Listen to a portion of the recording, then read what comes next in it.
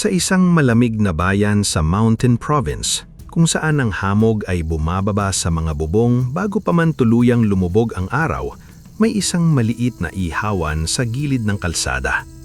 Hindi ito magara, wala itong malaking karatula, wala itong aircon at wala ring mamahaling upuan. Isang lumang tolda lamang ang nagsisilbing bubong nito. May ilang plastik na mesa, bangkong kahoy at isang parilyang laging nababalot ng usok. Doon naghahanap buhay si Ramon, isang lalaking sanay na sa lamig, pagod at pangungutya ng ibang tao. Tuwing madaling araw, bago pa magising ang karamihan, gising na si Ramon. Minsan, nanginginig pa ang kanyang mga daliri habang binubuksan ang lumang kahon ng karne. Hinihiwa niya ang baka ng pantay-pantay, nililinis ang manok at binababad sa timplang minana pa raw niya sa kanyang ama. Konting asin, paminta, bawang, luya at pasensya. Mahina niyang sabi habang hinahalo ang marinade sa isang malaking palanggana. Madalas siyang kausapin ng mga tao habang nag-iihaw. "Ramon, bakit ang aga mo na naman?" "Nasanay na po," ngiti niya. "Kapag naunahan ako ng lamig, wala na. Mangangalay na ang kamay ko." "Hindi ka ba napapagod?" "Napapagod po," sagot niya habang binabaliktad ang manok sa baga. "Pero mas nakakapagod ang walang kinakain." Hindi kilala si Ramon bilang mayaman, pero kilala siya bilang masipag. Ang maliit niyang ihawan ay dinadayo ng ilang trabahador, driver, estudyante at matatandang ayaw ng magluto sa bahay. May inihaw siyang baka na malambot kahit mura at may manok siyang malasa kahit simpleng-simple lang ang timpla. Ngunit kahit maraming pumupuri sa kanyang luto, hindi pa rin sapat ang kita niya. Mahal ang karne, mahal ang uling, mahal ang renta sa pwesto, at higit sa lahat, mahal ang bayarin sa utang na naiwan ng kanyang pamilya. Kaya kahit may tirang taba ng baka, hindi niya yun tinatapon. Nililinis niya, hinihiwa ng maliliit, inilalagay sa malaking kaldero at tinutunaw sa mahinang apoy. Ginagawa niya itong mantika, beef tallow, na ginagamit niya sa pagluluto para makatipid. Isang hapon habang pinapakuluan niya ang taba ng baka, may dalawang tindero mula sa kabilang pwesto na napadaan. "Ano na naman yan, Ramon?" natatawang tanong ng isa. "Sebo." "Sayang kasi, pwede pang pakinabangan." "Grabe ka talaga, pati taba, kinukuhanan mo pa ng buhay. Ganyan ba talaga kapag walang-wala?" Nagkatawanan ng dalawa. Tumigil sandali si Ramon sa paghahalo. Masakit ang sinabi nila pero hindi niya ipinakita. Sanay na siya. Madali para sa ibang tao ang tumawa kapag hindi nila alam kung gaano kahirap pagkasyahin ng tinikita sa pagkain, renta, utang at gamot. "Mas mabuti na pong magtipid," tahimik niyang sabi, "kaysa mandaya." Hindi sumagot ang dalawa. Nagkatinginan lang sila saka umalis habang nagbubulsungan. Naiwan si Ramon sa likod ng ihawan habang unti-unting natutunaw ang taba sa kaldero. Tinitigan niya ang kumukulong mantika. Para sa iba, basura iyon. Para sa kanya, kabuhayan. "Hindi ako mahihiya," bulong niya sa sarili. "Basta, marangal." Sa gabi, habang humihina na ang benta, nauupo siya sa isang bangko sa tabi ng baga. Pinagmamasdan niya ang usok na pumapailam lang sa malamig na hangin. Sa isip niya, hindi habang buhay na ganito lang ang kanyang tindahan. Pangarap niyang magkaroon ng mas maayos na kainan, isang lugar na may malinis na kusina, maayos na mesa at pwedeng pasukan ng mga pamilya. Pangarap niyang makapagbenta hindi lang sa gilid ng kalsada kundi sa buong rehiyon. Ngunit higit sa lahat, pangarap niyang patunayan na ang mahirap ay pwedeng umasenso ng hindi nanlalamang. Isang gabi, habang nagliligpit siya ng mga tusok ng barbecue at buto ng manok, dumating ang isang matandang babae na madalas bumili sa kanya. "Ramon," tawag nito, "may natira ka pa bang manok?" "Opo, Nanay Cora. Isa na lang po, pero medyo maliit." "Magkano?" Tinignan ni Ramon ang payat na matanda. Alam niyang nag-iisa ito sa bahay. Alam din niya na minsan ay bumibili ito ng pagkain kahit kulang ang pera. "Sa inyo na po," sabi niya. "Libre na." "Ay, hindi pwede. Nagnenegosyo ka." "Bayaran niyo na lang po kapag may sobra kayo." Napatitig si Nanay Cora sa kanya. "Ramon, Kaya kapag papalain, mabuti ang puso mo. Ngumiti lamang si Ramon. Sana nga po. Hindi niya alam na sa gabing iyon, may isang nilalang na nasa dilim ng mga puno sa likod ng tindahan. Tahimik itong nakatingin sa kanya. Hindi tao, hindi aso, hindi kambing. Isang malaking anino na may matutulis na pangil at balahibong kasing itim ng uling. Ngunit hindi pa iyon nakita ni Ramon. Kinabukasan, muling nagpatuloy ang buhay. Usok, lamig, pagod, baka, manok, sebo, utang. Akala ni Ramon, ganun na lang ang iikot na mundo niya. Hindi niya alam na sa likod ng kanyang maliit na ihawan, may isang sugatang nilalang na papasok sa kanyang buhay at babaguhin nito hindi lang ang kanyang kabuhayan, kundi ang buong kapalaran ng kabundukan. Ang bahay ni Ramon ay nakatayo sa dulo ng isang makitid na daan, malapit sa gilid ng bundok. Maliit lang ito, yari sa lumang kahoy at yero, at kapag umuulan, may 3 timba na kailangang ipwesto sa loob dahil tumutulo ang bubong. Kapag malakas ang hangin, nanginginig ang pader na parabang bibigay na. Pero para kay Ramon, iyon ang pinakamahalagang lugar sa mundo. Doon siya lumaki. Doon siya tinuruan ng kanyang ama kung paano magtimpla ng karne. Doon siya pinagsabihan ng kanyang ina na kahit mahirap, huwag kailanmang magnanakaw o manlalamang. Doon rin siya huling umiyak nang mawala ang kanyang ama sa sakit. Kaya nang dumating ang sulat mula sa nagpapautang, nanlamig ang buo niyang katawan. Huling palugit, 30 araw. Kapag hindi nabayaran ng utang, kukunin ang bahay at lupang kinatatayuan nito. Umupo si Ramon sa lumang mesa. Hawak niya ang papel habang naninginig ang mga daliri. Ilang beses niya itong binasa, baka mali ang pagkakaintindi niya, ngulit pareho pa rin ang ibig sabihin. Mawawala ang bahay. Hindi pwede, bulong niya. Ito na lang ang natitira sa amin. Noong nabubuhay pa ang kanyang ama, nanghiram ito ng pera para sa pagpapagamot. Hindi sapat ang kinita sa ihawan, hindi sapat ang tulong ng kamag-anak. At nang mamatay ang kanyang ama, naiwan kay Ramon ang utang at ang responsibilidad. Akala niya mababayaran niya paunti-unti, pero lumaki ang interes, nadagdagan ng multa, at kalaunan nalaman niyang ang nagpapautang pala ay konektado kay Don Valerio Montemayor. Si Don Valerio ang pinakamayamang negosyante sa bayan. Siya ang may-ari ng malaking meat processing plant, cold storage at ilang tindahan ng frozen meat. Karamihan sa mga tindero ng baka at manok ay sa kanya bumibili. Karamihan sa mga kainan ay sa kanya umaasa. Pero hindi kay Don Valerio kumukuha si Ramon. Mas pinili niyang bumili sa mga maliliit na magsasaka at mag-aalaga ng hayop. Mas mahal minsan, mas mahirap kunin, pero mas malinis ang loob niya. Mas gusto kong kumita ang maliliit, madalas niyang sabihin. Dahil dito, hindi siya gusto ni Don Valerio. Usang umaga, habang abala si Ramon sa pabihiwa ng baka, huminto sa tapat ng kanyang ihawan ng isang itim na sasakyan. Bumaba si Don Valerio, nakasuot ng mamahaling jacket, makintab na sapatos at relong kumikinang kahit mahomog ang paligid. Tumahimik ang ilang customer. "Ramon," sabi ni Don Valerio, malamig ang boses. Napalingon si Ramon. "Magandang umaga po, Don Valerio." Tinignan ni Don Valerio ang maliit na ihawan. Inilibot niya ang mata sa lamesa, sa uling, sa nakasabit na manok, sa kaldero ng sebo. "Hanggang ngayon, ito pa rin ang negosyo mo." "Opo." "Sayang ang pagod mo. Sa panahon ngayon, hindi umaangat ang taong walang malaking kakampi." Hindi sumagot si Ramon. Alam niyang may patutunguhan ng usapan. Lumapit si Don Valerio sa kanya.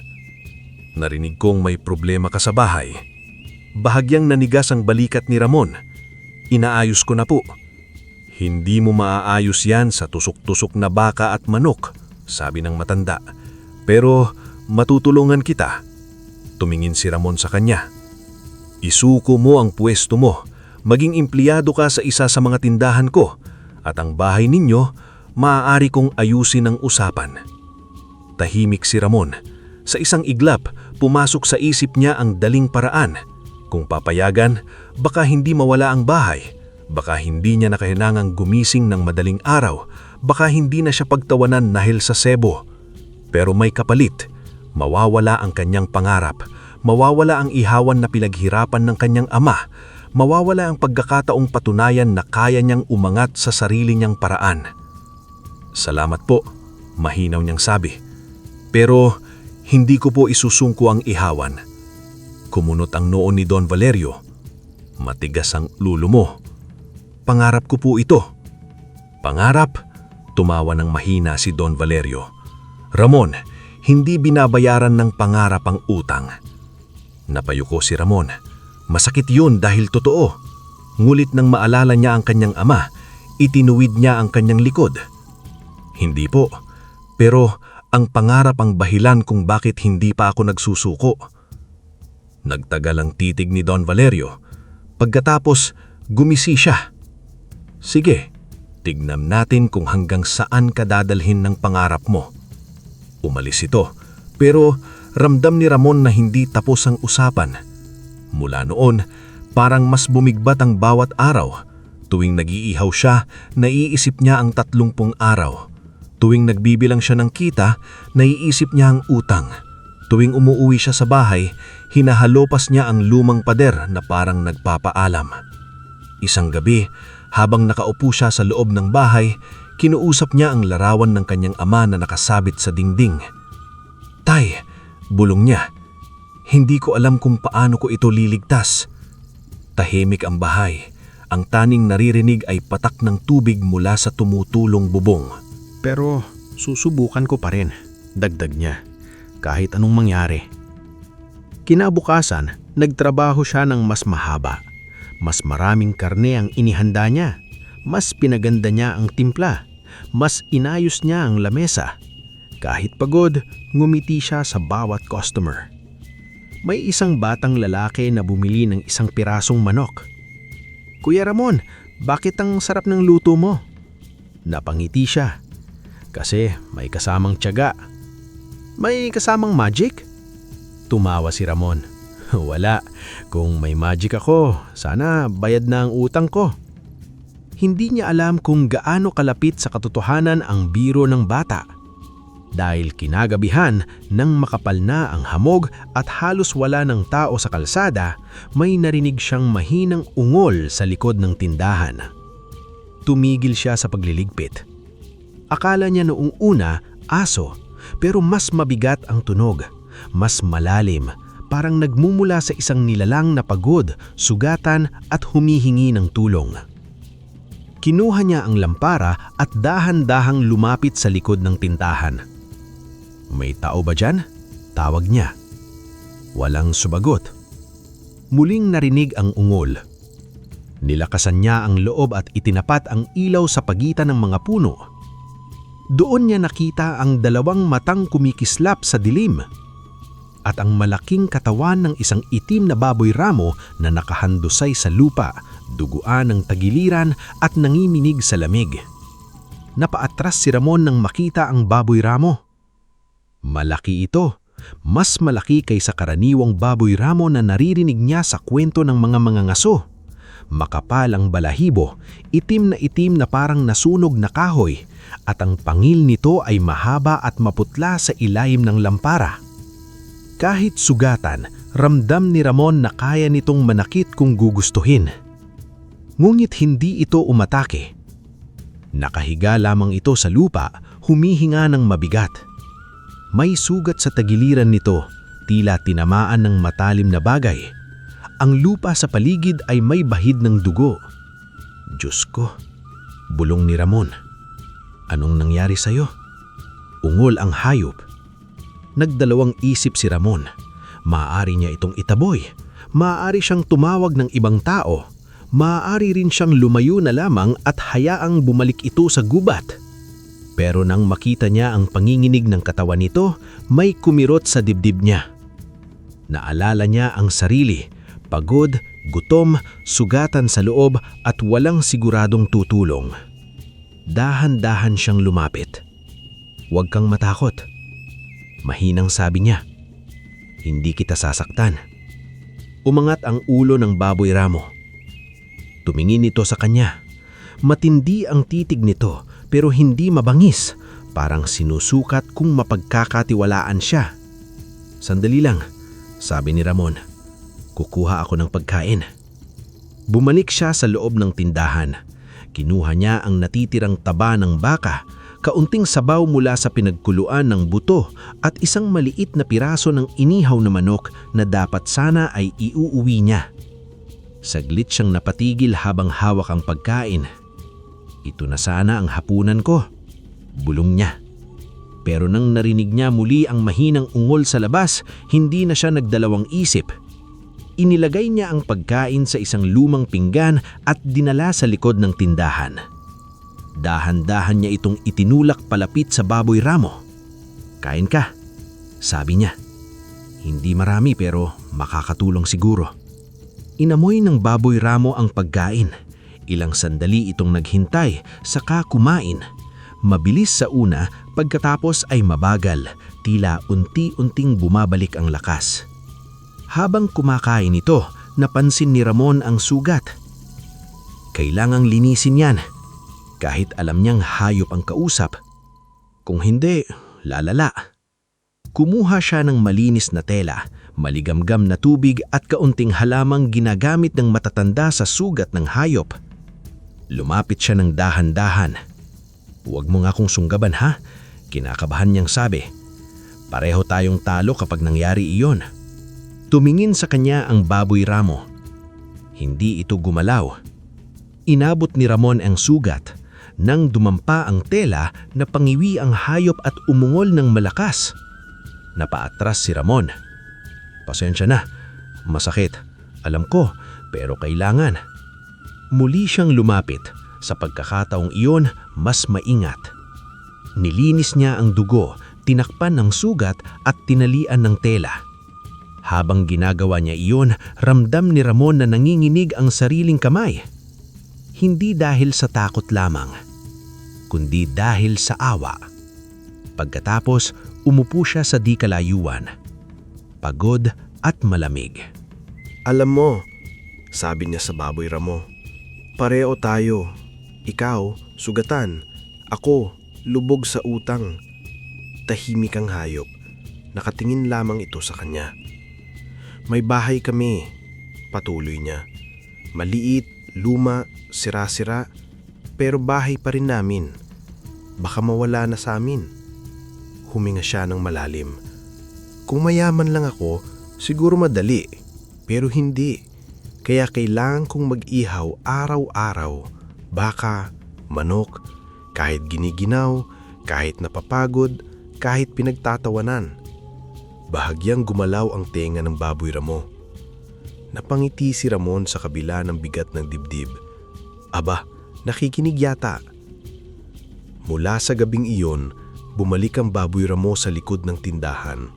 Minsan ay madaling araw, minsan ay hating gabi. Minsan ay tahimik lang itong nakahiga sa ilalim ng puno habang nililinis ni Ramon ang ihawan.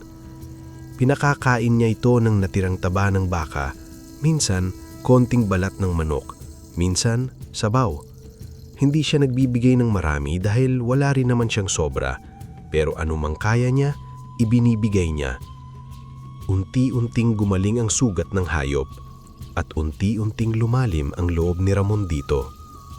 Dahil maitim ka, sabi niya isang gabi habang binabalutan ang sugat nito, tatawagin kitang uling. Tumingin ang baboy ramo. Hindi mo gusto? Suminghal ito ng mahina. Tumawa si Ramon. Sige, ibig sabihin pumayag ka. Mula noon, naging si Uling ang itim na baboy ramo. Kinausap niya ito habang nagliligpit. Kinuwentuhan niya ito tungkol sa kanyang ama, sa bahay, sa pangarap niyang restaurant at sa takot niyang mabigo. Alam mo Uling, sabi niya isang gabi, minsan naiisip ko kung may saysay pa ba ang pagiging mabuti? Kasi ang masasama, sila pa ang mayayaman, sila pa ang kinakatakutan. Samantalang tayo, kahit anong tiyaga, parang laging kapos. Tahimik na nakahiga si Uling. Pero hindi ko kayang manloko, dagdag ni Ramon. Hindi ko kayang bumenta ng sirang karne. Hindi ko kayang mandaya sa timbang. Kung iyon ang kapalit ng yaman, ayoko na lang. Lumapit si Uling at dahan-dahang isinandal ang ulo sa kahoy na poste malapit kay Ramon. Nagulat si Ramon pagkatapos ay numiti. Salamat sa pakikinig. Hindi pa niya alam na naiintindihan siya ni Uling. O baka alam niya pero ayaw lang niyang paniwalaan. Isang gabi, may dalawang batang lalaki na nakita kay Uling sa likod ng tindahan. May hawak silang bato. "Baboy Ramo!" sigaw ng isa. "Batuhin natin!" Agad na humarang si Ramon. "Huwag! Bakit Kuya Ramon? Delikado yan!" "Hindi siya nananakit. Mangangakat yan!" "Hindi kung hindi ninyo sasaktan," mariing sabi ni Ramon. Nag-atubili ang mga bata. Nang makita nilang seryoso si Ramon, ibinaba nila ang bato at tumakbo palayo. Paglingon ni Ramon, nakatayo si Uling sa lilim ng puno. Tahimik itong nakatingin sa kanya. "Ano?" sabi ni Ramon. "Hindi kita papabayaan." Noong gabing iyon, habang natutulog si Ramon sa isang upuan sa loob ng tindahan, may kakaibang nangyari. Ang hamog sa paligid ay kumapal, ngulit hindi malamig. Parang kumot na bumalot sa maliit na ihawan. At sa tabi ng lalagyan ng taba ng baka, may mahina at gintong kislap na lumitaw. Hindi iyon napansin ni Ramon. Ngunit si Uling na nakatayo sa labas ay tumingala sa bundok. Parang may narinig itong tawag mula sa kalaliman ng lupa. Kinabukasan, nagising si Ramon sa amoy ng malamig na abo at natirang usok. Sumakit ang likod niya dahil sa pagkakatulog sa upuan. Madilim pa ang paligid pero kailangan na niyang maghanda. "Isa na namang araw," bulong niya habang kinukusot ang mata. Una niyang tinignan ang likod ng tindahan. Wala na si Uling. Sanay na siya roon. Dumadating at umaalis ang Baboy Ramo ayon sa sarili niyang gusto, pero palagi siyang bumabalik. Pagbalik niya sa loob, nakita niya ang pinggan pinagkainan ni Uling kagabi. May naiwan doon konting sebo mula sa taba ng baka. Tumigil siya. May kakaiba. Ang sebo ay hindi maputla gaya ng dati. Hindi rin ordinaryong mantika. May mahina itong kislap, parang sinag ng araw na nahulog sa langis. Nang itapat niya sa lampara, kumislap ito na parang may pino at gintong alikabok.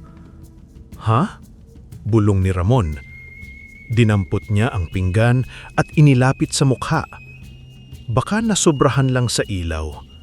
Inilipat niya ito sa madilim na bahagi ng tindahan. Ngunit kahit wala sa lampara, kumikislap pa rin. Kinabahan siya. Baka panis, baka may kakaibang dumi, baka dahil sa sugat ni Uling. Ngunit nang amuyin niya ito, hindi mabaho. Sa halip, may amoy itong malinis, mainit, at tila may halong usok ng kahoy at sariwang hangin sa bundok. "Anong klaseng sebo ito?" tanong niya sa sarili. Dapat sana ay itapon niya, pero dahil sanay siyang hindi magsayang, inilagay niya ito sa maliit na bote. Hindi niya alam kung bakit, basta pakiramdam niya, hindi ito dapat itapon. Nang magsimula siyang magluto, napansin niyang ubos na pala ang dating mantika. May ilang customer na maagang dumating, mga driver na papunta sa kabilang bayan. "Ramon, may baka ka na ba dyan?" "Opo, sandali lang." Wala siyang pagpipilian. Kumuha siya ng kaunting kumikislap na sebo at ipinahid sa kawali bago ilagay ang unang piraso ng baka. Sa unang dikit pa lang ng karne sa init, kumalat ang amoy na hindi niya naranasan sa kanyang sariling ihawan. Malalim, mabango, nakakagutom. Parang inihaw na karne sa piyesta, sabaw ng nilagang buto at sariwang hangin sa bundok na nagsasama-sama. Napalingon ang mga driver. "Anong niluluto mo, Ramon?" tanong ng isa. "Baka po." "Bakit parang mas mabango ngayon?" Hindi makasagot si Ramon. Maging siya ay nagulat. Nang tikman ng unang customer, tumigil ito sa pagmuya. Napatingin kay Ramon. "Pare," sagi nito, "anong ginawa mo rito?" Kinabahan si Ramon. "Bakit po? May problema?" "Problema?" Tumawa ang lalaki. "Ito yata ang pinakamasarap mong luto." Ilang minuto pa lang, dumami ang tao sa harap ng ihawan. May huminto dahil naamoy ang usok. May bumalik para bumili ulit. May nagtanong kung bagong recipe ba iyon. "Nadagdagan mo ba ng pampalasa?" tanong ni Nanay Cora. "Hindi po," sagot ni Ramon, litong-lito. "Ganun pa rin." "Hindi," sabi ng matanda. "May kakaiba. Parang nakakagaan ng pakiramdam." Naging mabilis ang araw na iyon. Naubos ang baka, naubos ang manok. Pati balat at atay na bihirang maubos, nakuha lahat. Sa unang pagkakataon sa matagal na panahon, umuwi si Ramon na mas mabigat ang bulsa kaysa dati. Pagdating niya sa bahay, inilabas niya ang kita at binilang sa mesa. "Salamat," bulong niya. Pero hindi pa rin sapat sa utang. Malayo pa. Ngulit may pag-asa. Kagabihan, bumalik si Uling. Mas maganda na ang lakad nito. Halos tuyo na ang sugat. "Uling," sabi ni Ramon habang hawak ang bote ng kumikislap na sebo. "Ikaw ba ang may gawa nito?" Tumitig lang si Uling. "Hindi ka naman sasagot, ano?" Suminghaw si Uling. Napatawa si Ramon. "Oo nga pala, baboy ramo ka." Binigyan niya ito ng taba ng baka. Habang kumakain si Uling, maingat siyang nagmamasid. Pagkatapos kumain, may natirang sebo sa gilid ng pinggan. Unti-unti itong kumislap na parang ginto. Nanigas si Ramon sa kinatatayuan. "Totoo nga!" Hindi siya makapaniwala. Yumuko siya, tinitigan ng sebo. Hindi niya alam kung matatakot o matutuwa. "Ano ka ba talaga, Uling?" Tumingin sa kanya ang baboy ramo. Sa liwanag ng buwan, tila mas malalim ang mga mata nito. Hindi hayop lamang, parang may dunong na matagal nang nabubuhay sa kabundukan. Sa mga sumunod na araw, naging mas maingat si Ramon. Hindi niya ginagamit ng sobra ang gintong sebo. Kaunti lang, sapat para sa bawat luto. Ayaw niyang maging mapagsamantala. Pakiramdam niya, hindi ito ordinaryong biyaya. Ngunit, kahit kaunti, sapat na iyon para mapansin ng buong bayan ang kanyang pagkain. May mga trabahador na dumarating tuwing tanghali. "Dito tayo kay Ramon," sabi ng isa. "Mas sulit, mas masarap." May mga estudyante na bumibili ng isang stick ng baka at kanin. "Kuya Ramon, dagdagan mo naman ng sauce. Libre na ang konti." May pamilyang galing sa kabilang bayan na napahinto dahil sa amoy. "Akala namin may handaan," sabi ng ama. "Ihawan pala." "Tikman ninyo po," alok ni Ramon. Nang natikman nila, bumili pa sila ng pang-uwi. Unti-unting nabuhay ang maliit na pwesto. Ang dating tahimik na gilid ng kalsada ay napuno ng boses, tawanan at tunog ng kutsara sa plato. Hindi pa ito malaking tagumpay, pero sapat para gumaan ang dibdib ni Ramon. Isang hapon, binayaran niya ang maliit na bahagi ng utang. "Kaunti pa lang ito," sabi ng kolektor. "Alam ko po, pero magbabayad ako, hindi ko tatakbuhan." Tinignan siya ng kolektor na parang hindi naniniwala. 30 araw lang ang palugit. Makakahanap ako ng paraan." Pag-alis ng kolektor, napahawak si Ramon sa dibdib. Takot pa rin siya, ngulit iba na ang takot ngayon. May kasama ng pag-asa.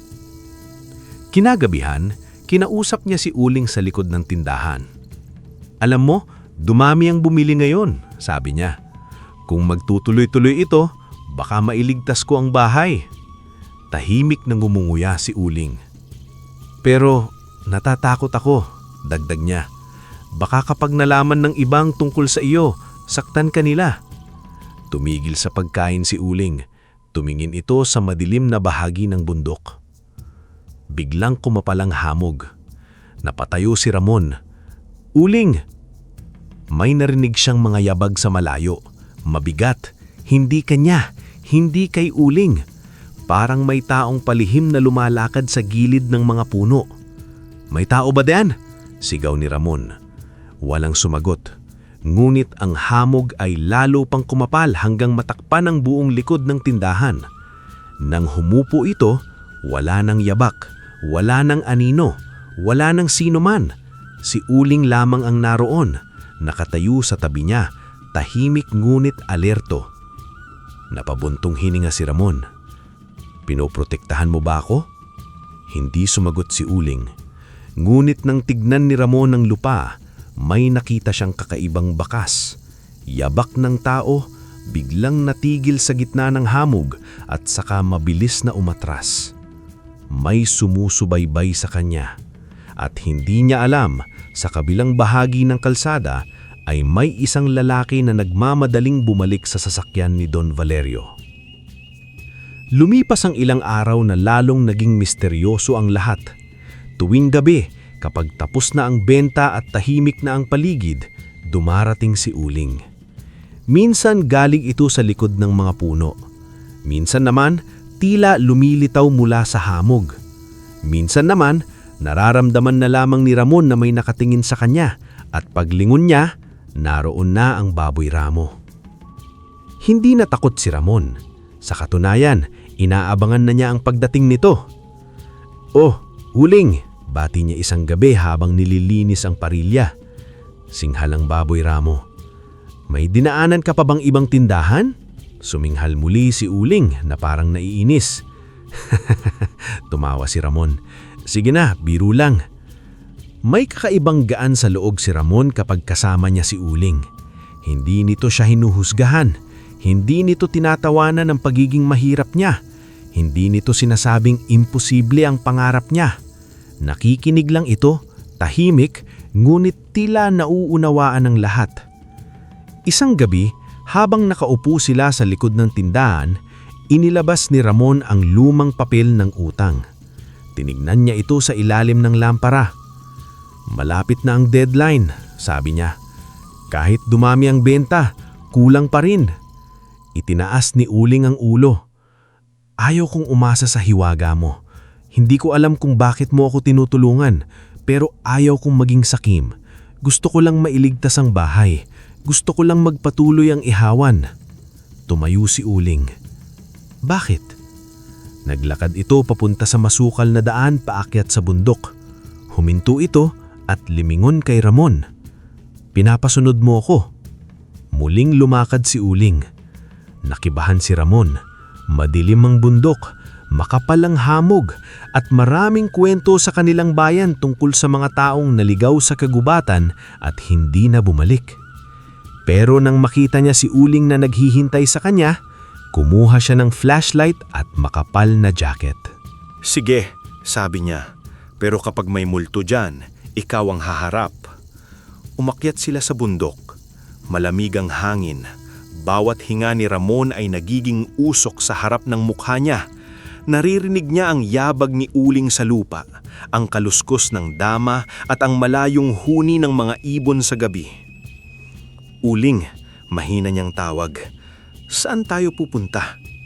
Hindi lumingon ng baboy ramo. Lumiko sila sa daang hindi alam ni Ramon.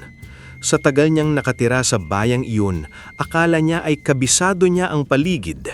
Pero ang bahaging dinaanan nila ay parang hindi niya pa nakikita. May mga punong baluktot, batong may lumang guhit at hangin may kakaibang amoy. Parang basang lupa, lumang bakal at bulaklak na hindi niya kilala. Biglang tumigil si Uling. Inamoy nito ang lupa. "May naamoy ka."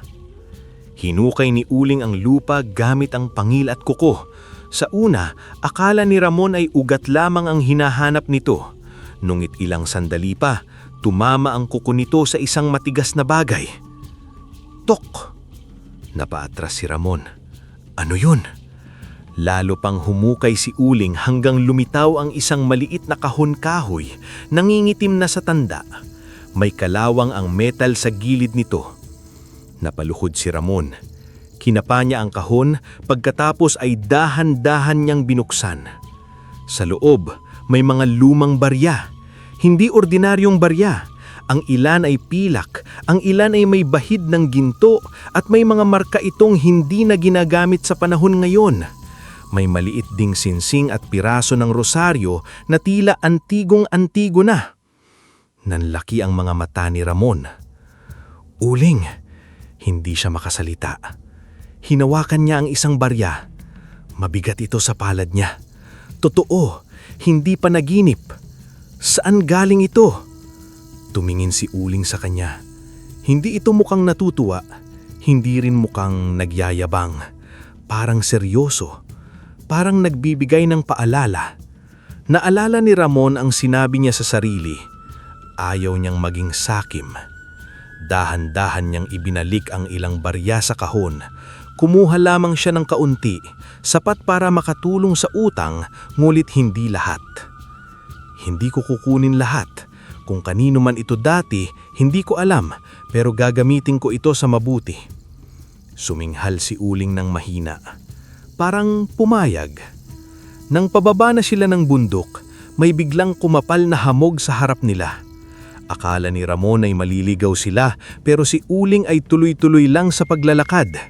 Sinundan niya ito hanggang sa bigla silang lumabas sa likod mismo ng kanyang tindahan. Napalingon si Ramon sa dinaanan nila. Wala na ang landas, puno at dama lamang ang nakikita. Paano nangyari yon? Bulong niya. Kinabukasan, dinala ni Ramon ang ilang antigong barya sa isang matandang kolektor sa kabilang bayan.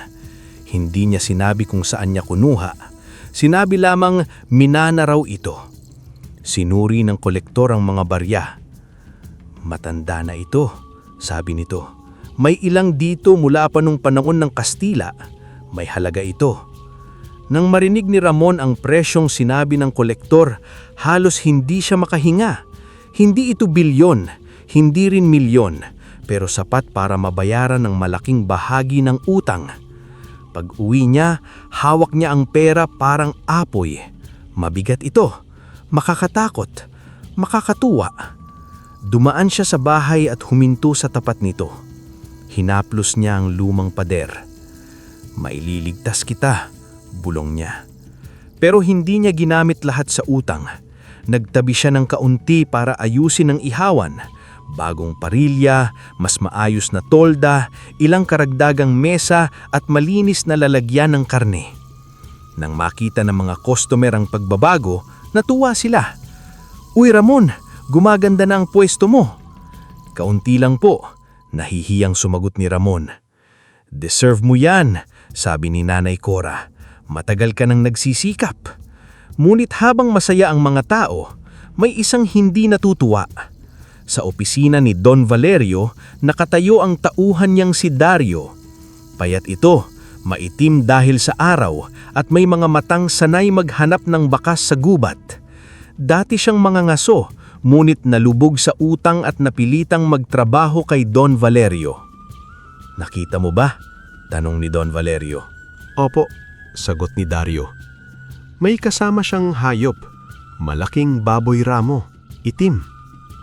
Napahawak si Don Valerio sa mesa. Baboy ramo. Opo, at kakaiba. Nang lumapit ako, biglang kumapal ang hamog. Natahimik si Don Valerio. Pagkatapos, ngumiti siya ng mabagal. Kaya pala. Don? Kaya pala biglang umaangat ang lalaking iyon, sabi ni Don Valerio. Hindi siya magaling, hindi siya maswerte. May gamit siya. Hayop lang po iyon. Walang ordinaryong hayop na nagpapayaman ng tao, sagot ni Don Valerio. Bantayan mo pa siya. Gusto kong malaman kung saan sila pumupunta. Nag-alangan si Dario. Delikado po yata. Tumingin ng masama si Don Valerio. Mas delikado ang hindi mo mababayaran ng utang mo sa akin. Napayuko si Dario. Opo. Sa gabing iyon, habang pinapakain ni Ramon si Uling, hindi niya alam na nagsisimula ng gumalaw ang inggit at kasakiman sa paligid nila. At sa bundok, sa ilalim ng matandang puno, may mas malaking baol na nananatiling nakabaon. Hinihintay kung sino ang karapat-dapat makakita. Mula nang gabayan siya ni Uling sa unang kahon ng antigong barya, nagbago ang takbo ng buhay ni Ramon. Hindi biglaan, hindi marangya, at hindi nakakabulag. Unti-unti, parang apoy sa uling na dahan-dahang lumalakas habang hinihipan. Una, nabayaran niya ang malaking bahagi ng utang sa bahay. Nang ipakita niya ang resibo, halos maiyak siya. May kulang pa pero malaki na ang nabawas. Opo, babayaran ko ang natitira. Sa unang pagkakataon, hindi niya naramdaman na hinahabol siya ng mundo. May palugit pa rin, may takot pa rin, pero ngayon ay may laban na siya. Sa ihawan, dumami ang suki. Ang dating 3 mesa ay naging 7. Ang dating lumang tolda ay napalitan ng mas matibay. Naglagay siya ng simpleng karatula. Ihaw ni Ramon, baka at manok, malimis, masarap, marangal. May ilang tumawa sa salitang marangal pero hindi niya pinansin. Para sa kanya, iyon ang puso ng kanyang negosyo. Isang umaga, dumating ang isang grupo ng trabahador. Ramon, 10 kanin, 10 manok at 5 order ng baka. Sige po, sagot niya. Habang nag-iihaw, pawis na pawis siya kahit malamig ang paligid. Sunod-sunod ang order. May bumibili ng pang-amusal, may pang-tanghalian, may pang-baon sa biyahe. Hindi na niya kayang mag-isa. Kaya kumuha siya ng unang katulong, si Lito, isang binatang matagal nang walang trabaho. Kuya Ramon, sigurado ka? Wala akong masyadong alam sa pagluluto. Matututo ka, basta malinis ka magtrabaho at hindi ka mandadaya. Magkano po ang sahod? Sinabi ni Ramon ang halagang kaya niya. Hindi malaki, pero mas maayos kaysa sa karaniwang bigay sa maliliit na tindahan. Nanlaki ang mata ni Lito. Sobra yata ito. Hindi sobra. Tao ka, hindi makina. Mula noon, tumulong si Lito sa paghiwa, paglilinis at paghahain. Natuto siyang ngumiti sa customer, natuto rin siyang magpahalaga sa bawat tira. Kuya, itatapon ko na po ba itong taba? Agad na lumingon si Ramon. Huwag, ihiwalay mo.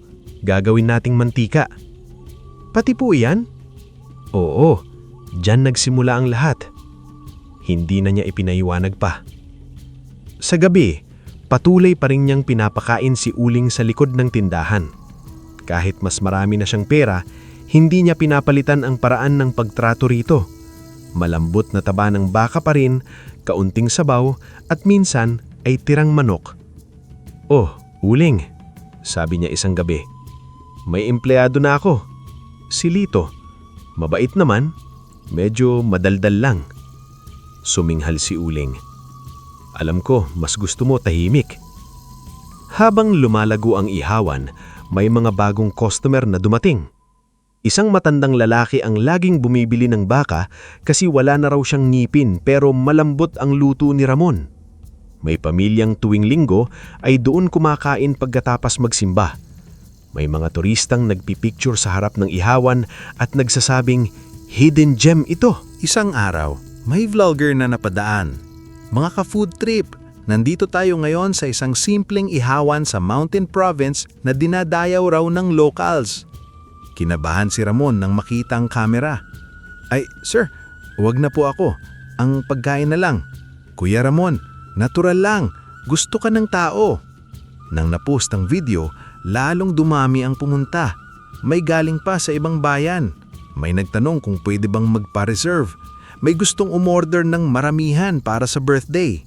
Kuya Ramon, sabi ni Lito isang gabi habang nagliligpit. Hindi na tayo kasya rito. Tinignan ni Ramon ang maliit na pwesto. Totoo, siksikan na. Kapag umuulan, nababasa pa rin ang gilid. Kapag maraming customer, may nakatayo. Kailangan nating maghanap ng mas malaking lugar. Restaurant na? Napangiti si Ramon. Maliit muna, huwag tayong magmadali. Ngunit sa loob niya, nanginginig ang pangarap. Noon, iniisip lang niya iyon habang mag-isa sa usok.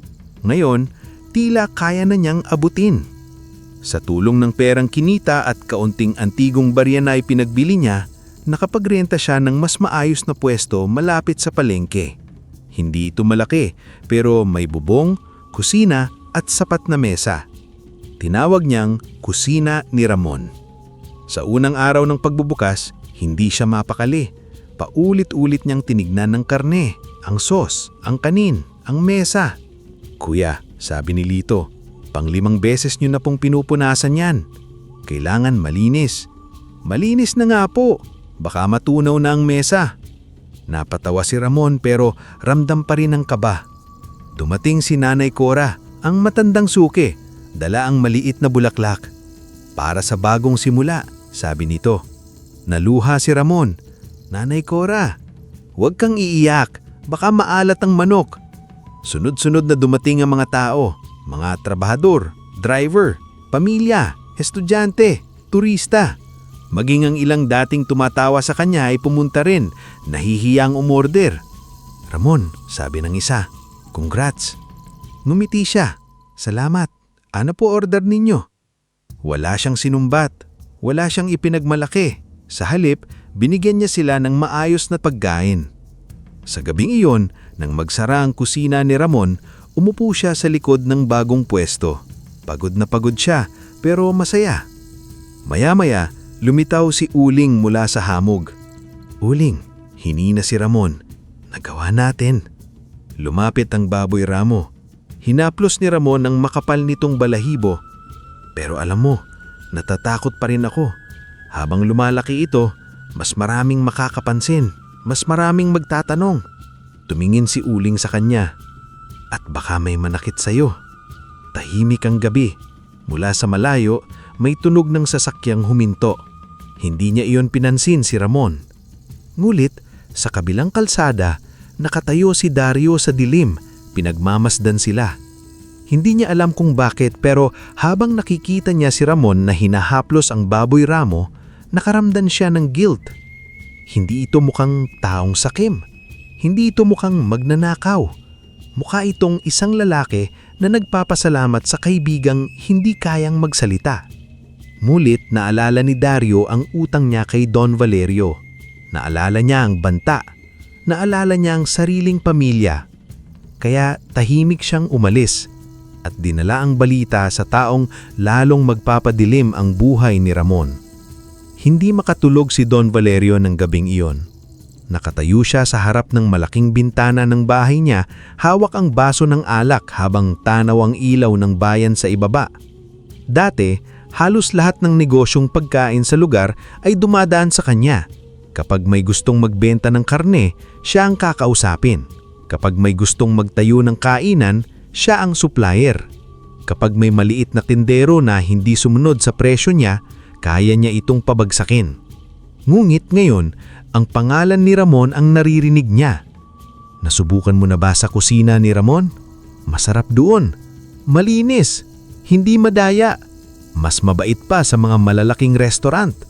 Bawat papuri kay Ramon ay parang insulto kay Don Valerio. Isang hamak na mag-iihaw. Bulong niya. Pinapalakpakan nila.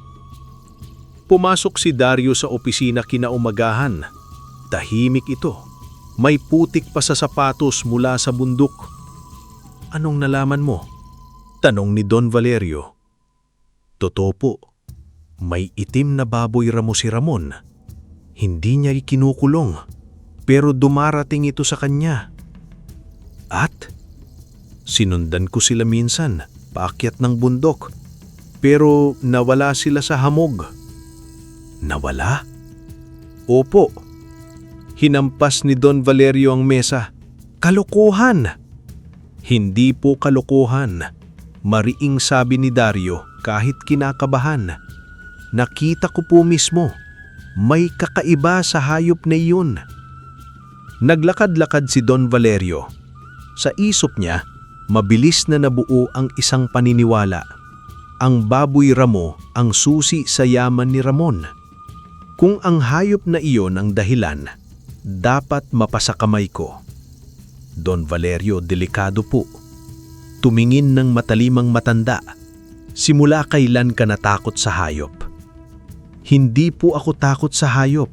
Takot po ako sa hindi natin naiintindihan. Mas takot ka dapat sa utang mo sa akin. Napayuko si Dario.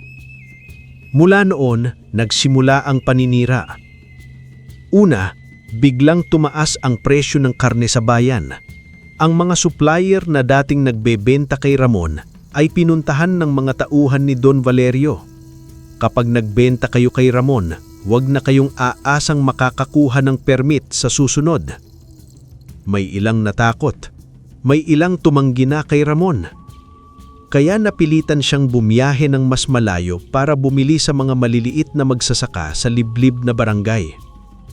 Kuya Ramon, sabi ni Lito habang binababa ang kahon ng manok, luging-lugi tayo sa gasolina.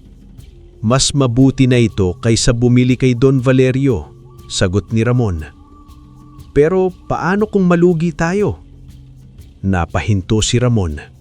Hindi tayo malulugi kung hindi tayo mawawalan ng tiwala. Sumunod, kumalat ang chismis. Marumi raw ang mantika ni Ramon.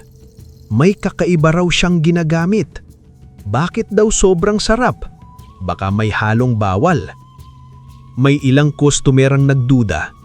May ilang hindi muna bumalik. Masakit iyon kay Ramon.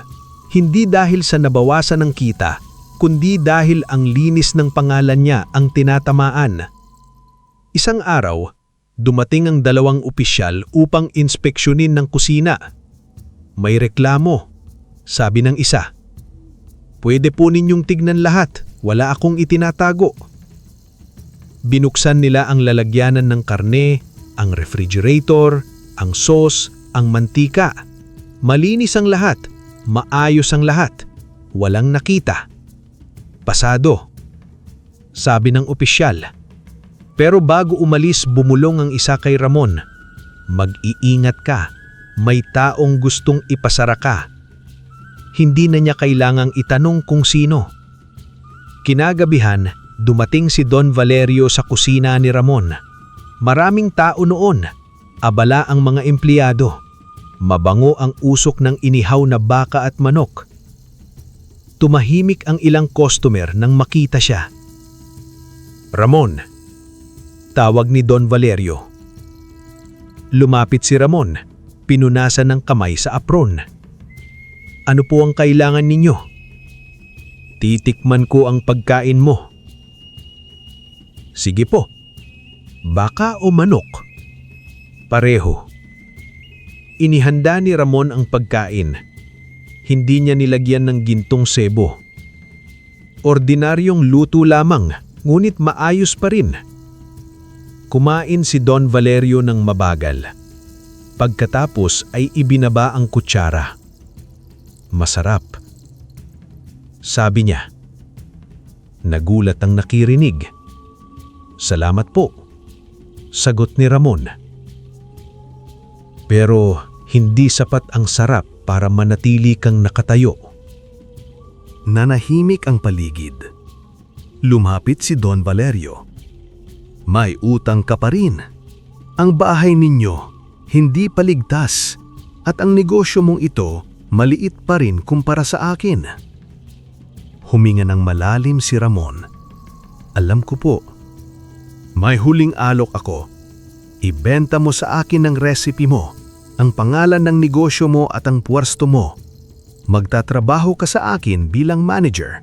Babayaran ko ang utang mo. Nagbulong-bulungan ang mga tao. Napatingin si Ramon sa mga mesa, sa mga customer, kay Lito, kay Nanay Cora na nakaupo sa gilid, sa kusinang pinaghirapan niya. Pagkatapos, tinignan niya si Don Valerio. Hindi po. Nanlaki ang mata ng matanda. Ano? Hindi ko po ibibenta ang pangarap ko.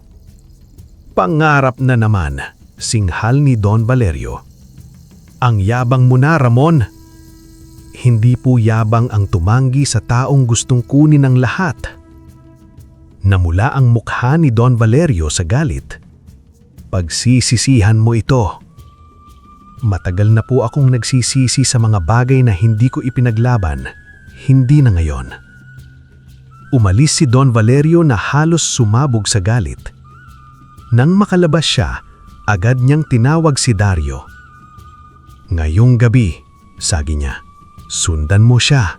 Alamin mo kung saan itinatago ang hayop. Nalunok si Dario. At kapag nakita ko po, hulihin mo. Don Valerio, hulihin mo, ulit niya. Kung hindi, pati bahay ng pamilya mo kukunin ko. Natahimik si Dario. Nang gabing iyon, hindi mapakali si Ramon. Kahit maganda ang benta, mabigat ang dibdib niya. Alam niyang may paparating. Dumating si Uling sa likod ng kusina.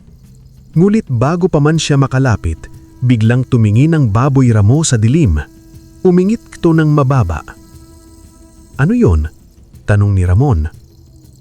Kumapal ang hamog. Sa likod ng puno, nakatayo si Barrio, may hawak na lubid at bitag. Hindi siya makakilos, parang may malamig na kamay na humawak sa kanyang batok.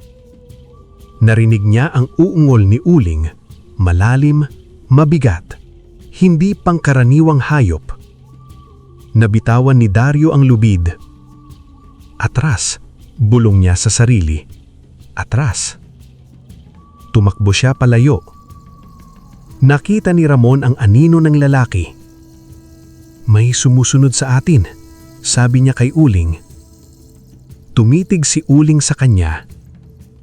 Noong gabing iyon, habang natutulog si Ramon, nanaginip siya. Nakita niya ang bundok na nababalot ng itim na hamog. Nakita niya si Uling na may sugat sa paa. Nakita niya si Don Valerio na nakangiti sa harap ng isang malaking baul. At sa panaginip, narinig niya ang isang tinig na parang mula sa ilalim ng lupa. Ang ginto ay biyaya sa mapagkumbaba, ngunit sumpa sa sakim. Nagising si Ramon na pawis na pawis. Sa labas, naroon si Uling, nakatayo sa ilalim ng buwan. At sa malayo, mula sa bahay ni Don Valerio, nagsisimula ng mabuo ang isa pang mas madilim na plano. Pagkatapos ng panaginip, nagbago ang pakiramdam ni Ramon sa lahat. Dati, ang hiwaga ni Uling ay tila isang lihim na biyaya lamang. Ngayon, ramdam niyang may mas malalim na tungkulin ito. Hindi lang kayamanan ang dala ng baboy ramo, may batas, may babala, may hangganan. Kinagabihan, kinausap niya si Uling sa likod ng kusina. May narinig ako sa panaginip, tungkol sa ginto, tungkol sa sakim. Tahimik na nakatingin si Uling. Galing ba iyon sa'yo? Hindi sumagot ang hayop, ngulit biglang umihip ng malamig na hangin at ang hamog ay gumapang sa lupa. Tumayo si Uling at lumakad paakyat ng bundok. Na naman? Sagi ni Ramon. Mukhang wala na akong pahinga sa'yo. Pero sumunod pa rin siya. Sa gabing iyon, mas malayo ang dinaanan nila. Lumampas sila sa dating lugar sa kung saan natagpuan ang kahon ng barya. Pumasok sila sa bahagi ng kagubatan na napakatahimik. Walang kuligkig, walang ibon, wala kahit kaluskos ng dahon. Tanging yabag nila ang naririnig. Uling, bulong ni Ramon. Bakit parang bawal magsalita dito? Tumigil si Uling sa harap ng malaking bato. Sa unang tingin, ordinaryong bato lang ito. Ngunit nang lumapit si Ramon, nakita niya ang mga ukit, mga bilog, araw, bundok at anyong parang baboy ramo na may liwanag sa ulo. Matagal na ito, sabi ni Ramon. Inamoy ni Uling ang bato, saka itinulak gamit ang ulo. Sa gulat ni Ramon, gumalaw ang bato. Bumukas ang isang makitid na lagusan sa likod nito. Napaatras siya. Hindi ako papasok dyan. Pumasok si Uling. Uling! Lumingon ang baboy Ramo. Napapikit si Ramon. Sige, pero kapag may ahas, ikaw talaga bahala.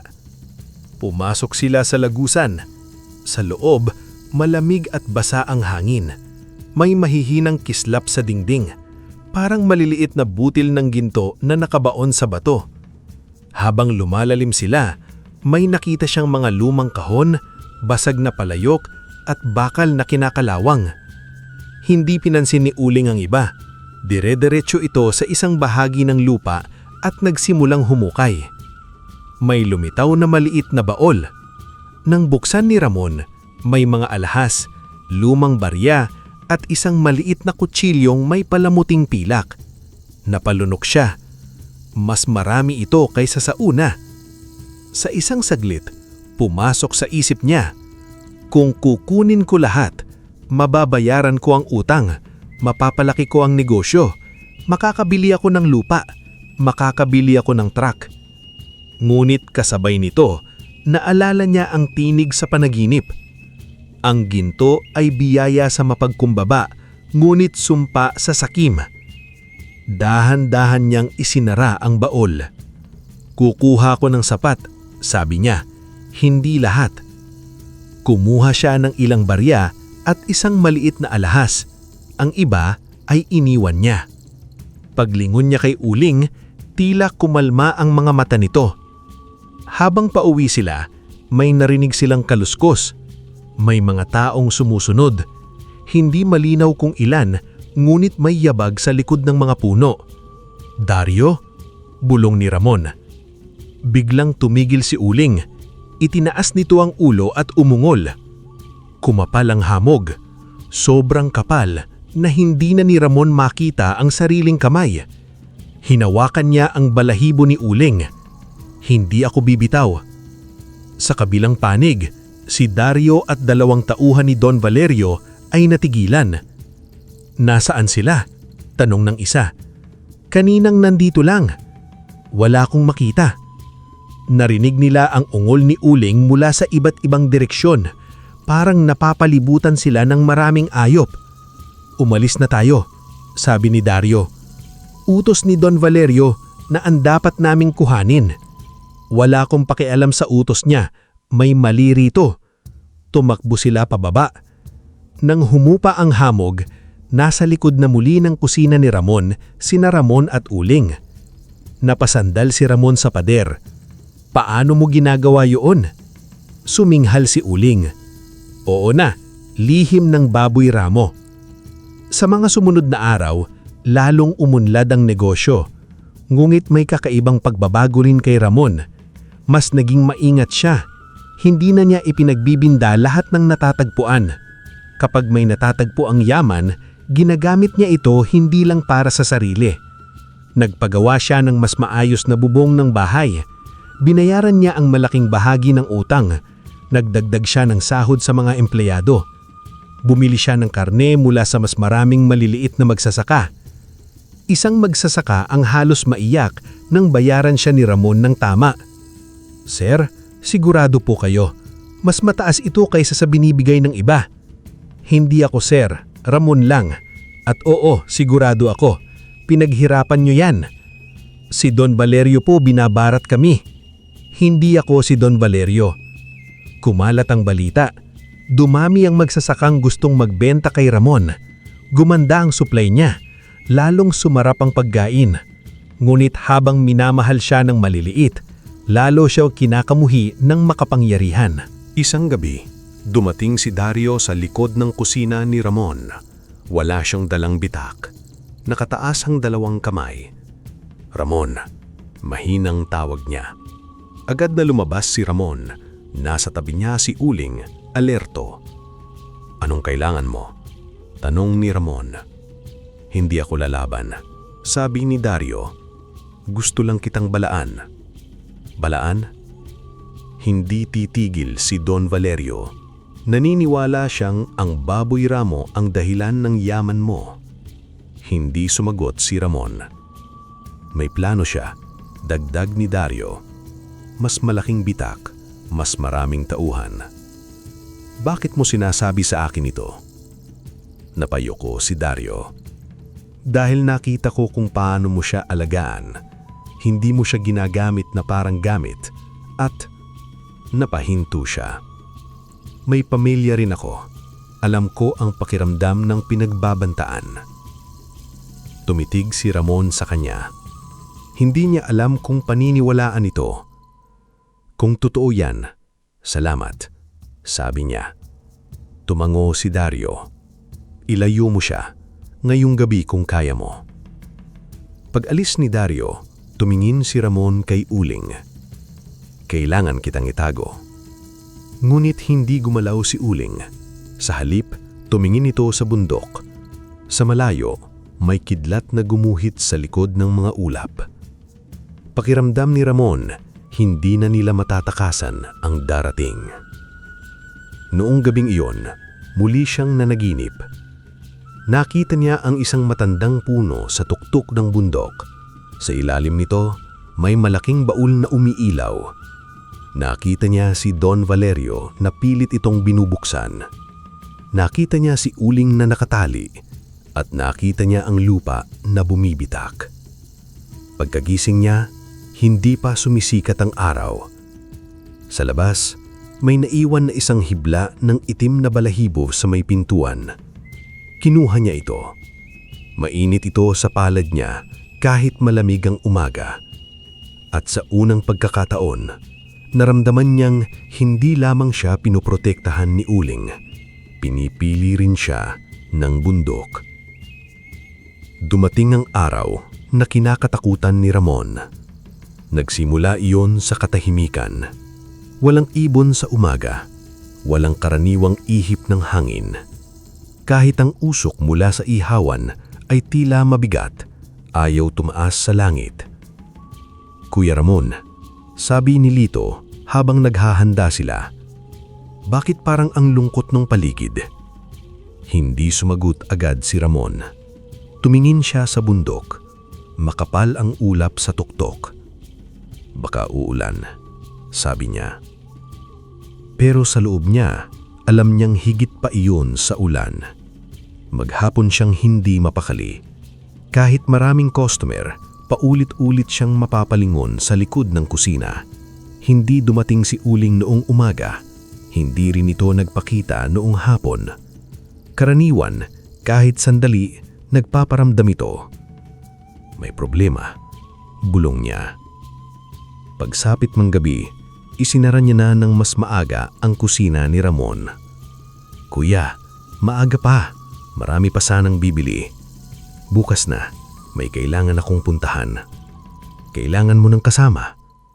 Umiling siya. Ako na. Kinuha ang flashlight, makapal na jacket, at ang maliit na supot na may hibla ng balahibo ni Uling. Isinuksok niya ito sa bulsa, malapit sa dibdib. Umakyat siya sa bundok. Habang lumalalim ang gabi, lumalakas ang kaba niya. Tinatawag niya si Uling, ngunit walang sagot. Uling! Tanging eko ng sariling boses ang bumalik.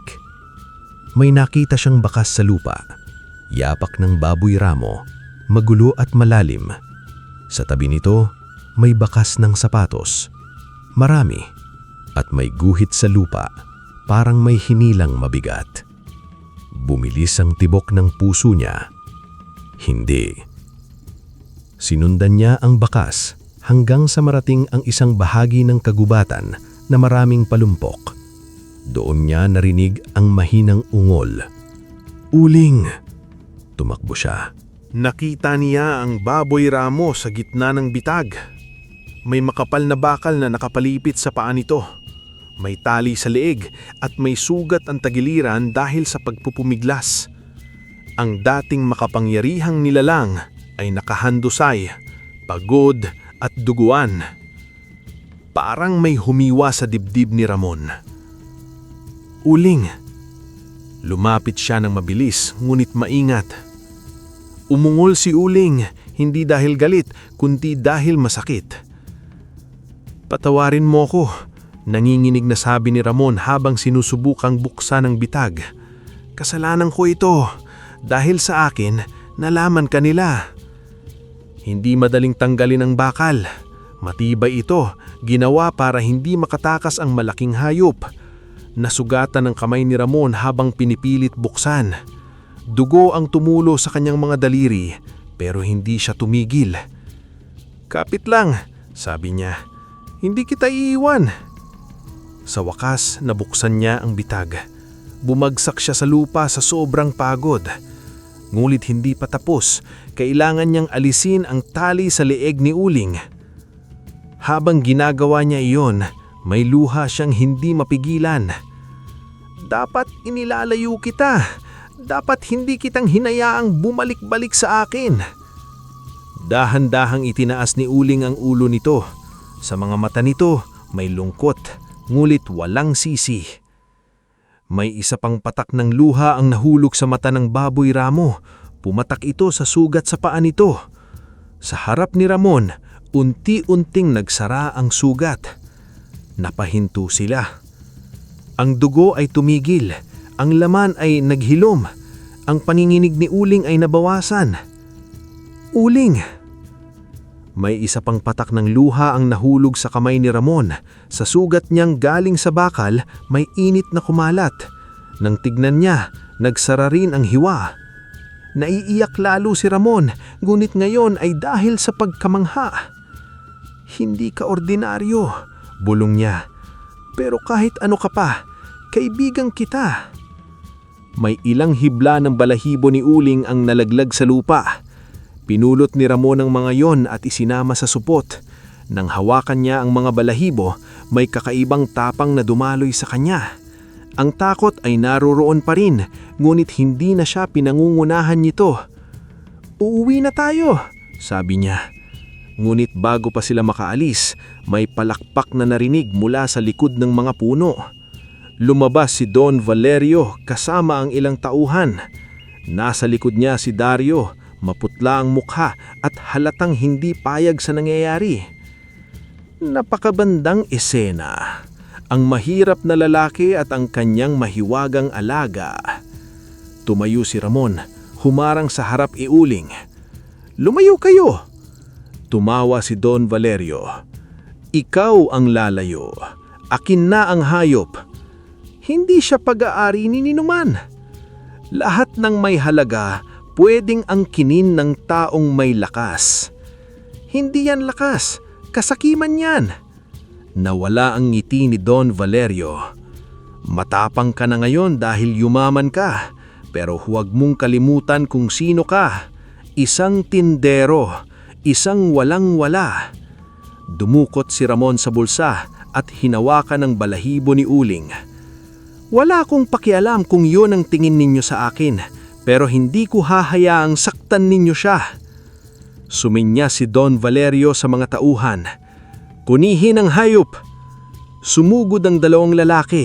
Biglang tumayo si Uling kahit mahina pa. Umungol ito ng malalim. Kumapal ang hamog, ngunit hindi sapat para takpan ang lahat. Maraming tauhan si Don Valerio. May dala silang lubid, ilaw at lambat. Hinila ni Ramon ang leeg ni Uling. "Takbo!" Tumakbo sila sa gitna ng kagubatan. Si Ramon ay nadadapa, nasusugatan sa sanga at hirap huminga. Si Uling ay pilit na tumatakbo kahit bagong galing sa bitag. "Doon!" sigaw ng isang tauhan. "Nandoon sila!" Lalong kumapal ang hamog. Hinawak ni Ramon ang leeg ni Uling. "Tulungan mo kami!" Sa isang iglap, ang hamog ay naging puting pader. Nawala ang liwanag, nawala ang sigaw, nawala ang daan. Pagmulat ni Ramon, nasa ibang bahagi na sila ng bundok sa tabi ng isang bato na may ukit. Napasubsob siya sa lupa, hinihingal. "Nagawa mo!" Ngunit si Uling ay nanhina at napaluhod. "Uling!" Niyakap ni Ramon ang ulo nito. "Pakiusap, lumaban ka pa. hindi pa tapos. Sa malayo, narinig nila ang boses ni Don Valerio. "Hanapin ninyo sila! Hindi ako aalis nang wala ang hayop!" Doon naintindihan ni Ramon. Hindi sapat ang tumakas. Hanggat buhay ang kasakiman ni Don Valerio, hindi magiging ligtas si Uling. Bumaba sila ng bundok bago mag-umaga. Dinala ni Ramon si Uling sa isang tagong lugar sa likod ng lumang bahay nila. Doon niya ito pinahinga. Pagdating ng umaga, nagulat ang buong bayan. May balita. May mga tauhan ni Don Valerio na nasugatan sa bundok. May mga nagsasabing may hinahabol silang kakaibang hayop. Ngunit tahimik pa rin si Don Valerio. Hindi pa siya tapos. Sa hapon, dumating ang abiso sa bahay ni Ramon. Ang natitirang utang ay kailangang bayaran agad. Kung hindi, kukunin ang bahay sa loob ng 3 araw. Napaupo si Ramon. Tinatamaan niya ako kung saan pinakamasakit. Tumingin siya kay Uling na nagpapahinga pa rin. "Hindi ko alam kung paano ito matatapos," bulong niya. "Pero hindi kita ipagpapalit sa bahay. Hindi kita ipagpapalit sa negosyo. Hindi kita ipagpapalit kahit sa ginto." Sa labas, nagsimulang umulan. At sa tuktok ng bundok, naghanda si Don Valerio para sa huling panghuhuli. Ang huling gabi ay dumating na may kasamang bagyo. Hindi ordinaryong ulan ang bumuhos sa Mountain Province. Malakas, malamig at mabigat ito, parang ang langit mismo ay nagbabala. Ang hangin ay humahampas sa mga puno, ang kidlat ay gumuguhit sa tuktok ng bundok, at ang hamog ay gumagapang sa lupa tulad ng puting usok mula sa ilalim ng mundo. Nasa lumang bahay si Ramon, binabantayan si Uling. Bagamat gumaling na ang sugat nito, kita pa rin ang pagod sa mga mata ng baboy Ramo. "Hindi tayo lalabas ngayong gabi," sabi ni Ramon, "kahit anong mangyari." Ngunit biglang napaangat ang ulo ni Uling. Tumingin ito sa pintuan. May narimik si Ramon na ingay sa labas. Yabag, marami. Bago pa siya makakilos, bumukas ang pinto sa lakas ng sipa. Pumasok ang mga tauhan ni Don Valerio, may dalang lambat at lubid. Sumigaw si Ramon at humarang, ngulit hinawakan siya ng 2 lalaki. "Bitawan ninyo ako!" Pumasok si Don Valerio, basang-basa ang coat pero nakangiti. "Sinabi ko sa iyo, Ramon, lahat ng mahalaga kinukuha ng taon may lakas. Wala kang karapatan." "Karapatan?" Tumawa siya. "Karapatan ang tawag ng mahihina sa bagay na hindi nila kayang ipaglaban." Tumingin siya kay Uling. "Dalhin ninyo." Nagpumulas si Uling. Umungol ito ng malakas at sandaling nanginig ang lupa. Ngumit marami ang tauhan at may lambat silang may bakal sa gilid. Nasilo nila ang baboy Ramo. "Uling!" sigaw ni Ramon. Tinulak siya ng isang tauhan sa sahig. Lumapit si Dario, halatang naguguluhan. "Don Valerio, tama na! Hindi ito tama!"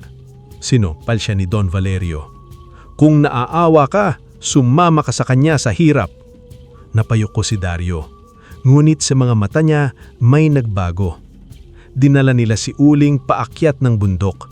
Sumunod si Ramon kahit sugatan. Hindi niya kayang manatili. Hawak niya sa bulsa ang balahibo ni Uling at bawat hakbang niya ay puno ng sakit, takot at galit. Sa tuktok ng bundok, sa ilalim ng matandang puno mula sa kanyang panaginip, tumigil si Don Valerio. "Dito," sabi niya. Napatingin si Ramon sa paligid. Ito ang lugar sa panaginip. Ang puno, ang bato, ang lupa na tila humihinga. Pinilit ni Don Valerio si Uling na amuyin ang lupa. "Hanapin ang pinakamalaking kayamanan," utos niya. Hindi gumalaw si Uling. Hinampak ng isang tauhan ang lupa labis sa paa nito. "Tumigil kayo!" sigaw ni Ramon. "Gawin mo," sabi ni Don Valerio sa baboy Ramo, "o sasaktan ko siya." Itinuro niya si Ramon. Doon gumalaw si Uling. Dahan-dahan itong lumapit sa ugat ng matandang puno. Inamoy nito ang lupa. Pagkatapos, nagsimula itong humukay gamit ang pangil at kuko. Bawat hukay ay may kasamang ungol mula sa ilalim ng bundok. Bawat talsik ng putik ay may kakaibang kinang, lumalim ang hukay. Tumama ang pangil ni Uling sa isang matigas na bagay. Tuk! Nabaliw sa pananabik si Don Valerio. Bilisan ninyo, hukayin! Tumulong ang mga tauhan. Ilang sandali pa, lumitaw ang isang napakalaking baul na yari sa lumang kahoy at kinakalawang na bakal. May mga ukit ito ng bundok, araw at baboy ramo. Nang mabuksan ang baul, nagliwanag ang paligid. Ginto, napakaraming ginto, antigong barya, alahas, espada, hiyas, mga palamuting tila galing pa sa panahon ng Kastila at Hapon. Kinikislap ang lahat sa gitna ng ulan at kidlat. Napanganga ang mga tauhan. Akin! Bulong ni Don Valerio. Lumapit siya at sinunggaban ang isang dakot na ginto. Akin na ang lahat! Sa sandaling iyon, tumigil ang ulan. Nakakatakot ang katahimikan. Tumingin si Ramon kay Uling. Nakayuko ang baboy ramo, ngunit ang mga mata nito ay kinikislap. Biglang uminit ang ginto sa kamay ni Don Valerio. Ano ito? Ang gintong hawak niya ay naging kulay abo, tumigas, nagbitak at naging bato. Napaatras siya. Kinuha niya ang mga barya. Sa palad niya natunaw ang mga ito at naging putik. Hindi! Hindi! Hinawakan niya ang alahas. Naging abo ito at nilipad ng hangin.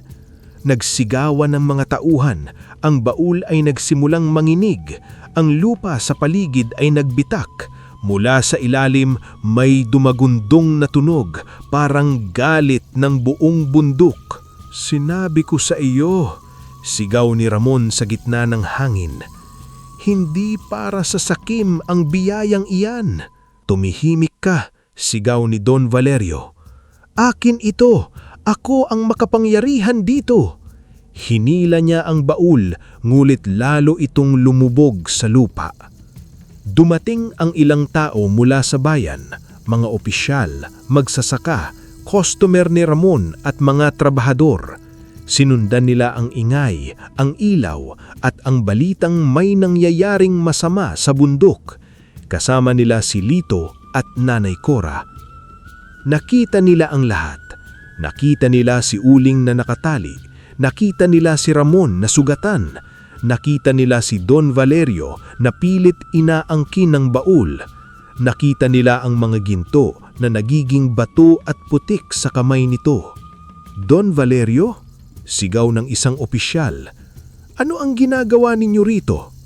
Namutla si Don Valerio. Agad na nagsalita si Dario. Naninginig man, humakbang siya pasulong. Ako ang magsasabi.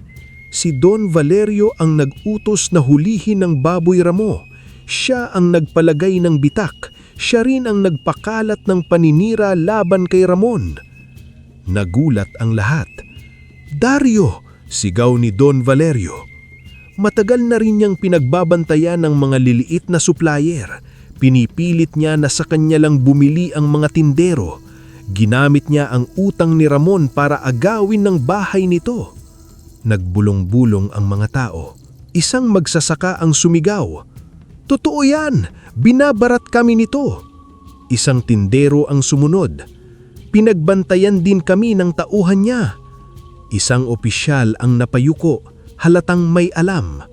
Sa harap ng buong bayan, unti-unting bumagsak ang takot na matagal na itinayo ni Don Valerio.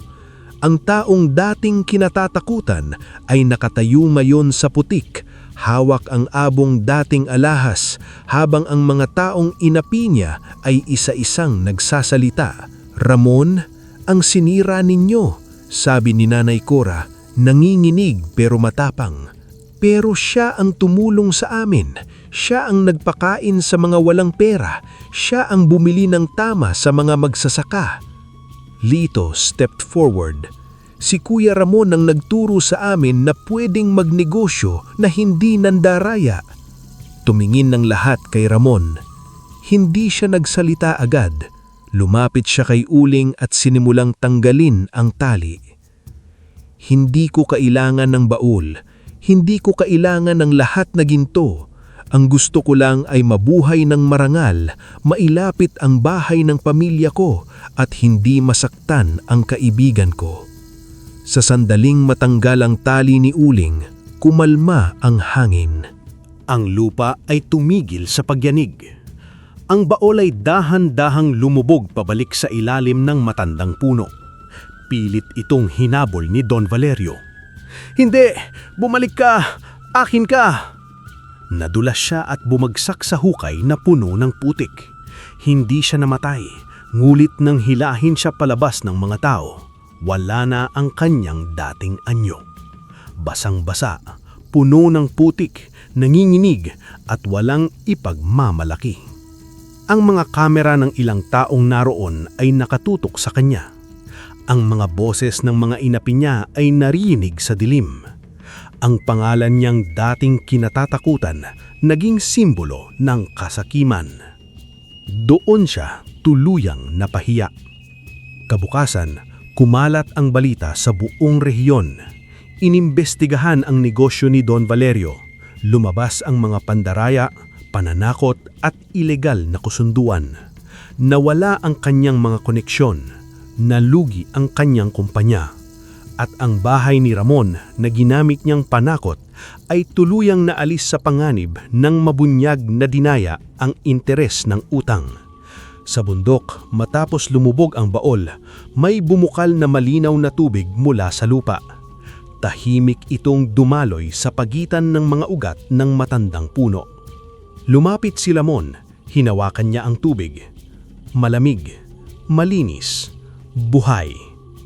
Tumingin si Ramon kay Uling. "Ito ba ang tunay na kayamanan?" Sumingal si Uling ng mahina. At sa unang pagkakataon mula nang nagsimula ang lahat, naramdaman ni Ramon na hindi na siya hinahabol ng utang, takot o pang-aapi. Malaya na siya. Pagkatapos ng gabing iyon, nagbago ang buong bayan. Hindi lamang dahil bumagsak si Don Valerio. Nagbago ang mga tao dahil nakita nila ang katotohanan na ang kayamanan ay hindi palaging nasa kamay ng pinakamalakas at ang kabutihan ay hindi kahinaan.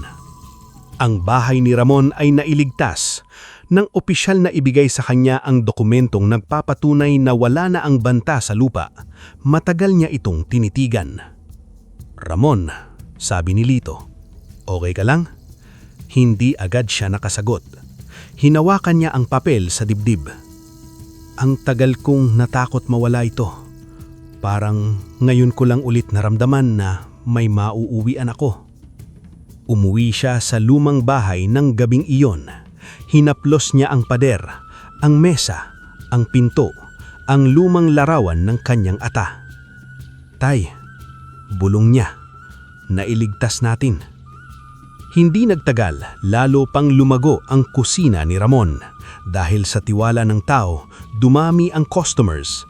Ngulit hindi na lamang ito tungkol sa sarap ng baka at manok. Pinungkahan siya ng mga tao dahil naging simbolo siya ng marangal na pag-angat. Mula sa isang kainan, naging 2. Mula sa 2, naging 5.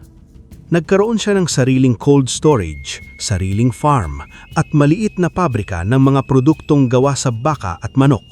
Bumili siya ng patas mula sa mga magsasaka, nagbigay ng maayos na sahod, nagpatayo ng palengke para sa mga liliit na nagtitinda at nagbigay ng libreng pwesto sa mga nagsisimula. "Kuya Ramon," sabi ni Lito isang araw habang nakatayo sila sa harap ng bagong building. "Napakayaman mo na yata." Tumingin si Ramon sa kanya. "Huwag mong sabihin ng malakas, baka maningil ang bundok." Tumawa si Lito. Ngunit kahit lumaki ang yaman, hindi nagbago ang ugali ni Ramon. Simple pa rin ang damit niya. Kumakain pa rin siya sa kusina kasama ang mga empleyado. Kapag may customer na walang sapat na pera, hindi niya ito pinapahiya. "Bayaran mo na lang kapag kaya," sinasabi niya. Tuwing may nagtatanong kung ano ang sekreto ng kanyang tagumpay, ngumiti lamang siya. Malinis na karne, maayos na timpla, tiyaga at paggalang sa biyaya. Hindi niya binabanggit si Uling. Para kay Uling, nagpatayo siya ng isang lihim na pahingahan sa gitna ng malamig na kabundukan. Hindi ito palasyong ipinagyayabang sa tao, kundi isang ligtas na tahanan. May malawak na lupa, malinaw na tubig, makapal na puno, at tahimik na kuweba kung saan makakapagpahinga ang mahiwagang Baboy Ramon. Ngunit kahit may gaong lugar na, bumabalik pa rin si Uling sa lumang ihawan. Oo, hindi ipinasara ni Ramon ang una niyang pwesto sa gilid ng kalsada. Ipinaayos niya ito, pero hindi binago ang itsurang masyado. Naroon pa rin ang parilya, naroon pa rin ang lumang bangko na pinagtutunawan niya noon ng taba ng baka. Isang malamig na gabi, maraming taon matapos ang lahat, bumalik si Ramon doon. Hindi na siya ang dating payat at pagod na tindero, pero simple pa rin ang damit niya. Jacket, lumang sapatos at apron. Sa paligid, tahimik ang bayan. Ang hamog ay muling bumababa sa bubong. Ang baga sa ihawan ay mahina, ngumit buhay. May dala siyang maliit na lalagyan ng taba ng baka. Uling, mahinang tawag niya. Mula sa likod ng mga puno, lumitaw ang malaking itim na Baboy Ramon. Makapangyarihan pa rin ang kanyang anyo, matalas pa rin ang pangil, ngunit sa mga mata nito, naroon ang dating katahimikan na unang minahal ni Ramon. Ngumiti siya. Late ka na naman. Sumingal si Uling. Oo na, alam ko. Ikaw ang bantay ng bundok. Busy ka. Inilapag ni Ramon ang taba ng baka sa harap nito. Kumain si Uling ng mabagal. Umupo si Ramon sa lumang bangko at pinanood ito. Alam mo, sabi niya, minsan iniisip ko pa rin ang gabing una kitang nakita. Sugatan ka, gutom, nanginginig sa lamig. Tahimik na kumain si Uling. Nung gabing iyon, halos wala na rin akong maibigay. Ang akala ko, ako ang tumutulong sa iyo. Napangiti siya habang namumuo ang luha sa mata. Pero ikaw pala ang tutulong sa akin na maalala kung sino ako. Tumingala si Uling. Hinapos ni Ramon ang ulo nito. Nung gabing halos wala na akong maibigay, ikaw ang nagturo sa akin na ang tunay na yaman ay nagsisimula sa kabutihan. Sa ilalim ng buwan, ang natitirang sebo sa pinggan ay bahagyang kumislap. Hindi kasing liwanag ng dati. Hindi na kailangang maging ginto. Sapat ng paalala. Paalala na minsan ang bagay na tinatapon ng iba ay pwedeng maging simula ng biyaya. Paalala na ang mahirap na may pusong marangal ay mas mayaman kaysa sa mayaman na sakim. Paalala na ang bundok ay may sariling paraan ng pagpili kung sino ang pagpapalain. Mula noon, tuwing may makakakita ng makapal na hamog sa gilid ng bayan, sinasabing naglalakad daw si Ramon at si Uling sa kabundukan. Ang isa ay dating mahirap na tindero ng inihaw na baka at manok. Ang isa ay mahiwagang bantay ng bundok na may itim na balahibo at gintong lihim. At sa lumang ihawan sa gilid ng kalsada, nananatiling nakasulat ang simpleng karatula. Ihaw ni Ramon, baka at manok, malinis, masarap, marangal. Doon nagsimula ang lahat. Sa usok ng ihawan, sa lamig ng bundok, sa bahay na muntik nang mawala, sa sebo na pinagtawanan ng iba, at sa isang sugatang itim na baboy ramo na pinakain ng isang lalaking halos wala nang maibigay, ngunit hindi kailanman naubusan ng kabutihan.